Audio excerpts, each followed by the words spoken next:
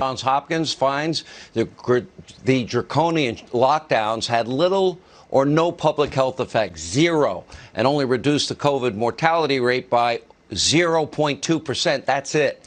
The study concluded this: while the meta-analysis concludes lockdowns have had little to no public health effects, they have imposed enormous economic and social costs where they've been adopted. In consequence, lockdown policies are ill-founded and should be rejected as a pandemic policy instrument, especially when going forward.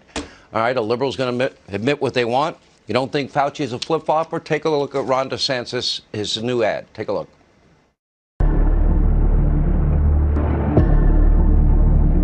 Some major flip-flopping people should not be walking around with masks. Masks work. Fully vaccinated, you are protected, and you do not need to wear a mask. If you are vaccinated, you should still wear a mask. You really better be very careful before you bring the children back. The default position should be to try as best as possible to keep the children in school. Right now, at this moment, there is no need to change anything that you're doing on a day-by-day basis. I would like to see a dramatic diminution of the personal interaction that we see. So let me clarify that, because there was a little bit of a misunderstanding.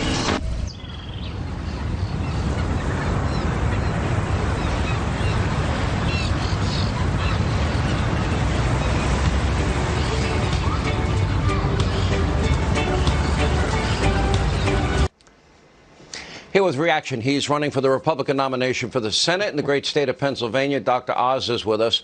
You know, I wish everyone would get off Joe Rogan's back. He consulted with his doctor when he got COVID. He told his audience, okay, we threw everything at it. Monoclonals, HCQ, ivermectin.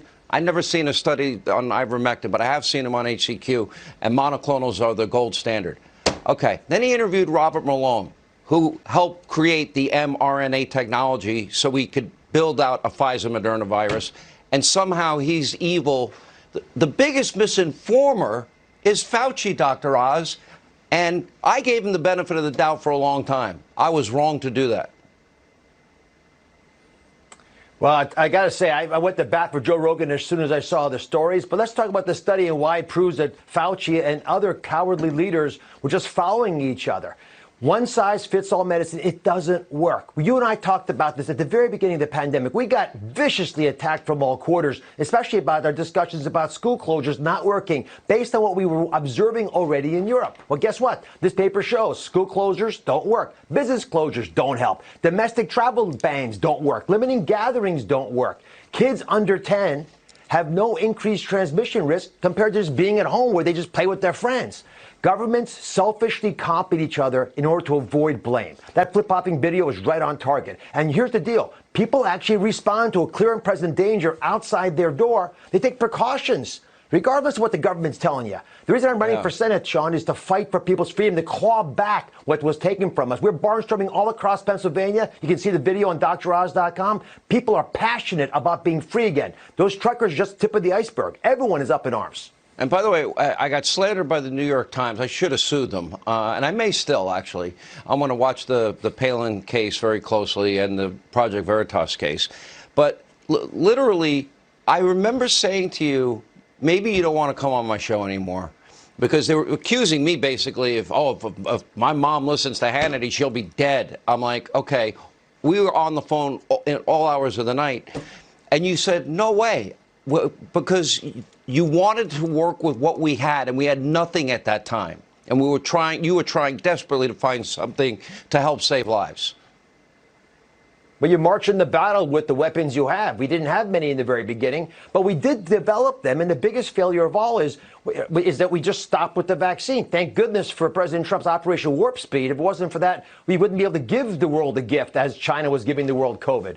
But the pathology in Washington was to respond to every threat with vaccine. We don't have any treatments. We don't have pills. You and I just this week, here 2 years later, it's deja vu all over again. Up late at night trying to find antibody cocktails for desperately ill folks. I mean, my goodness, it's like trading arms to get a vial of a treatment that we should have had plenty of. And you like these antivirals. We'll talk about it next time. By the way, you did save somebody's life, or you helped somebody out with was having a medical emergency over the weekend. I tweeted out maybe the Philly Inquirer will start calling you doctor again. After all, you've had, what, 4,000 heart surgeries. You went to medical school, did a residency and an internship. I think you deserve to be called Dr. Oz. That's my take. Any word from them? Well, you're very kind. Okay, they haven't Dr. Oz. responded. They did tweet out that I helped this gentleman. Oh, gee, how nice of them. But they didn't call you doctor. Anyway, now we appreciate it. Dr. Oz. Check